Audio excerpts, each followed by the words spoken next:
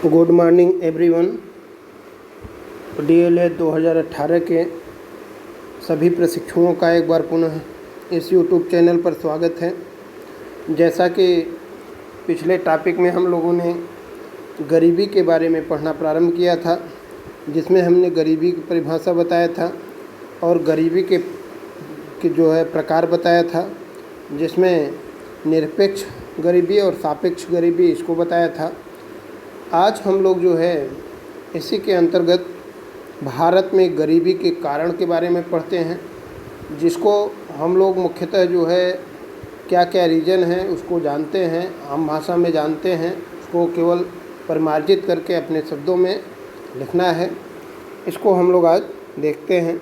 तो भारत में जो गरीबी है उसके निरपेक्ष गरीबी उत्पन्न करने वाले कारणों में 3 प्रमुख कारण हैं, जिनमें आर्थिक कारण है, सामाजिक कारण है और राजनीतिक कारण है। तो इसमें से हम लोग एक एक देखते हैं कि आर्थिक कारण क्या क्या हैं गरीबी के भारत में, इसको जानते हैं। तो आर्थिक कारण में पहला जो कारण है वो है अल्प विकास, अंडर डेवलपमेंट। भारत में देखेंगे गरीबी का सबसे प्रमुख कारण जो है देश का अल्प विकास है। यद्यपि हम योजनाबद्ध आर्थिक विकास के मार्ग पर बढ़ रहे हैं, फिर भी जो हमारे विकास की गति है बहुत धीमी है। फलस्वरूप जनसंख्या का एक जो बड़ा भाग है जीवन यापन की जो आवश्यक वस्तुएं हैं उसके लिए उपलब्ध नहीं हो पाती हैं। सिंपल है कि जो भारत है बड़ा देश है, इसकी जनसंख्या अधिक है और जो यहाँ का विकास है वह जो है धीमा है। योजनाबद्ध तरीके से आप देखेंगे अनेकों कमीशन बने हैं, हर चीज़ बना है, लेकिन जिस गति से विकास होना चाहिए उस गति से आज नहीं हो पा रहा है और एक बहुत बड़ी आबादी जो है इस विकास से अछूती है।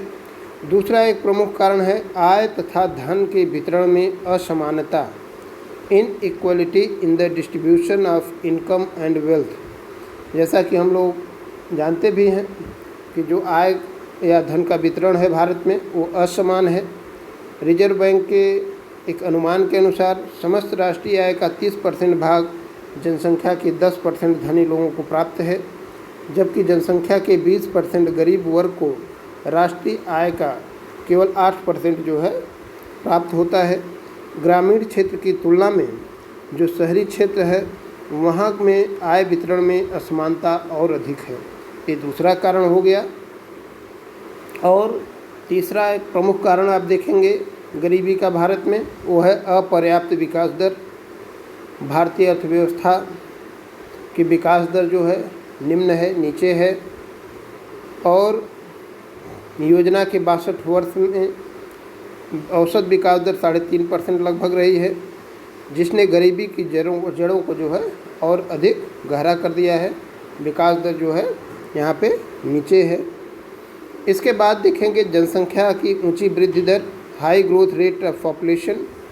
भारत में जनसंख्या वृद्धि की दर जो है अर्थव्यवस्था के विकास दर की तुलना में अगर देखें तो अधिक है, जिससे प्रति व्यक्ति आय और उपभोग कम हो जाता है, अभाव पनपने लगते हैं, जीवन स्तर में ह्रास होता है, गरीबी व्यापक रूप धारण कर लेती है। ये जो है एक प्रमुख कारण ये भी है। गरीबी का एक प्रमुख कारण है बेरोजगारी। देश में निरंतर देखेंगे बेरोजगारी के बढ़ते रहने से गरीबी अधिक संचयी रूप धारण करती जा रही है। प्रादेशिक असंतुलन और असमानताएं ये भी एक प्रमुख कारण है। असंतुलित प्रादेशिक विकास के कारण जो है गरीबी का वितरण भी असमान होता है। आप देखेंगे कि बहुत से प्रदेश ऐसे हैं जिसमें औद्योगिक विकास ज़्यादा हुआ है, बहुत से प्रदेश ऐसे हैं जहाँ पे कोई औद्योगिक विकास नहीं हुआ है, वो गरीब प्रदेश हैं। और अपने प्रदेश में भी देखेंगे कुछ ज़िले ऐसे हैं जिनका जो है बहुत ज़्यादा विकास हुआ है, कुछ ज़िले जो है बहुत पिछड़े हैं। तो ये जो है एक असमानता है, जो ये भी एक रीज़न है उसमें गरीबी के। इसके बाद देखेंगे जो इन्फ्लेशनरी प्रेशर है, स्फीतिक दबाव है, ये भी एक कारण है। भारत में सामान्य कीमत स्तर निरंतर बढ़ता रहा है। कीमतों के बढ़ने से मुद्रा शक्ति कम हो जाती है और वास्तविक आय जो होती है वो गिर जाती है। इसके फलस्वरूप समाज के निम्न और मध्यम आय वर्ग के लोगों को में जो है गरीबी बढ़ जाती है। अब इसके बाद अगर देखें सामाजिक कारण, सोशल फैक्टर क्या है, ये तो आर्थिक कारण हो गया। फिर सामाजिक कारण देखें, दूसरा जो महत्वपूर्ण कारण है आर्थिक कारणों के अतिरिक्त जो है भारत में अगर देखें गरीबी बढ़ने में एक महत्वपूर्ण जो रोल रहा है वो है सामाजिक कारण। जो भारत के विद्यमान सामाजिक ढांचा है उसमें आप देखेंगे कि लोग रहने को मजबूर हैं। सामाजिक सम्मान और प्रतिष्ठा की झूठी महत्वाकांक्षा ने लोगों को अव्ययी बना दिया। जनसाधारण में जो व्याप्त निरक्षरता है, अज्ञानता है, भाग्यवादिता है, धार्मिक रूढ़िवादिता है, अंधविश्वास है, इन सब ने भी जो है कहीं न कहीं गरीबी को बढ़ावा दिया है। जातिवाद और संयुक्त परिवार प्रणाली ने लोगों को जो है अकर्मण्य बना दिया है, उन्हें आधुनिक तकनीक के प्रयोग करने से रोका है। सामाजिक संस्थाओं ने श्रम को अगतिशील बनाकर उनकी गति में बाधा डाली है। ये बहुत आसान है, आप अपने समाज में भी देखेंगे जो सामाजिक ढांचा है ऐसा बना हुआ है कि लोग उसी में रहने को मजबूर हैं। कुछ जातियां जो है अपने पेशे से ही जुड़ी हुई हैं, जो परंपरागत चला आ रहा है उसी को मान रहे हैं, और समाज में जो निरक्षरता है, गरीबी है, धार्मिक रूढ़िवादिता है, उसके चक्कर में भी कहीं न कहीं गरीबी बढ़ी है। जातिवाद ये भी एक प्रमुख कारण रहा है। और एक संयुक्त परिवार प्रणाली देखेंगे जहाँ पे है परिवार में एक व्यक्ति कमा रहा है, कई लोग जो है उसको खा रहे हैं, और इसने कहीं न कहीं जो है व्यक्ति को अकर्मण्य बनाया है। ये भी एक प्रमुख कारण रहा है, सामाजिक कारण। इसके बाद हम लोग देखें तो राजनीतिक कारण, तो देश की लंबी दास्तान ने अर्थव्यवस्था को गतिहीन बना दिया था। विदेशी शासकों ने देश के आधारभूत उद्योग के विकास में कोई रुचि नहीं ली। उनकी विऔद्योगिकरण की नीति ने देश के औद्योगिक आधार को कमज़ोर बना दिया। देश में सामंतशाही प्रथा पनपी जिसने कृषि का भरपूर शोषण किया। उनकी नीति ने जो है एक ओर जमींदारी प्रथा को जन्म दिया तो दूसरी ओर भूमिहीन किसानों का जन्म हुआ।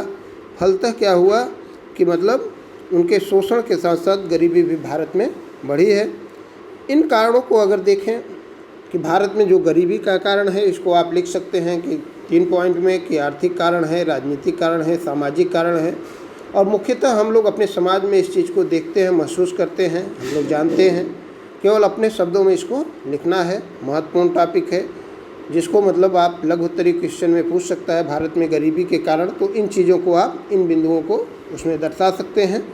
इसके बाद अगर हम देखें कि भारत में जो गरीबी है, गरीबी का दुष्चक्र है, इसको कैसे समाप्त किया जाए, इसको कैसे तोड़ा जाए, तो कुछ महत्वपूर्ण पॉइंट हैं, इसको भी हम लोग देख लेते हैं। तो भारत में गरीबी या निर्धनता के दुष्चक्र को तोड़ने के लिए अर्थव्यवस्था में कुछ ऐसे उपाय करने होंगे जिससे कौशल, उत्पादन स्तर, गति में वृद्धि हो। इस संबंध में किए जाने वाले प्रकार कुछ निम्न हैं जिसको हम लोग पॉइंट वाइज देखते हैं। तो इसमें जो है जैसे असंतुलित विकास की नीति के आधार पर उपलब्ध पूंजी का सामाजिक ऊपरी पूंजी वाले बुनियादी उद्योगों के उपयोग में किया जाए। इसका लाभ यह होगा कि विभिन्न उद्योग एक दूसरे के लिए आगतों का प्रयोग कर सकेंगे जिससे अन्य उद्योगों को भी विकसित करने का अवसर मिलेगा। आप देखेंगे कि बहुत से जो ऐसे प्रदेश हैं जिनका मतलब जो विकास है वो सही ढंग से नहीं हो पाया है।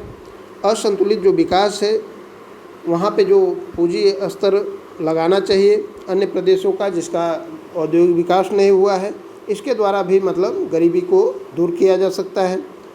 और अगर देखें असंतुलित विकास नीति के अनुसार निर्यात योग्य उद्योग की स्थापना व विकास को देश में प्राथमिकता देनी चाहिए। ये भी एक मतलब गरीबी को दूर करने का उपाय हो सकता है।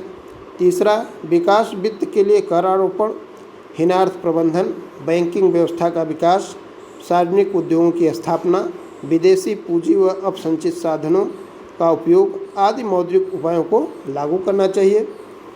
अगला जो एक मतलब उपाय अपनाया जा सकता है कि घरेलू क्षेत्र में पूंजी निर्माण की गति प्रदान करने हेतु कई प्रयास किए जा सकते हैं। जैसे वास्तविक बचत दर में वृद्धि करना चाहिए, बचतों को जो है गतिशील बनाना तथा उनका सही निर्देशन करना चाहिए। अगला एक जो उपाय अपनाया जा सकता है कि शिक्षा के प्रसार द्वारा मानव पूंजी निर्माण पर बल देना चाहिए, जिससे अर्थव्यवस्था के सामाजिक व संस्थागत ढांचे में परिवर्तन हो सके। नेक्स्ट जो उपाय है उसमें जो है विकसित तकनीकी को कुछ क्षेत्रों में लागू करना व परंपरागत तकनीकी को में जो है यथासंभव सुधार करना चाहिए। एक और महत्वपूर्ण उपाय है उत्पत्ति के साधनों विशेषकर श्रम व प्राकृतिक साधनों का सर्वोपयुक्त जो है ढंग से तथा पूर्ण उपयोग संभव करना चाहिए, जिससे हर हाथ को जो है काम मिले। लास्ट पॉइंट जो है कि उद्यमशीलता की कमी के कारण सरकारी क्षेत्र को बढ़ावा देना चाहिए। ये हो गया जो है महत्वपूर्ण जो टॉपिक था आपका गरीबी के बारे में। इसमें हम लोगों ने जो है गरीबी की परिभाषा, गरीबी के प्रकार, गरीबी का कारण और गरीबी को दूर करने के उपाय के बारे में पढ़ा। इसके पहले बेरोजगारी के बारे में पढ़ा। तो इसका जो है अगर क्वेश्चन जो पूछा जाएगा, ऑब्जेक्टिव क्वेश्चन जो है बहुत कम इस पे बनेंगे। अति लघुत्तरी या लघुत्तरी प्रश्न इस पे बन सकते हैं। इसका आप लोग अध्ययन करिए। धन्यवाद।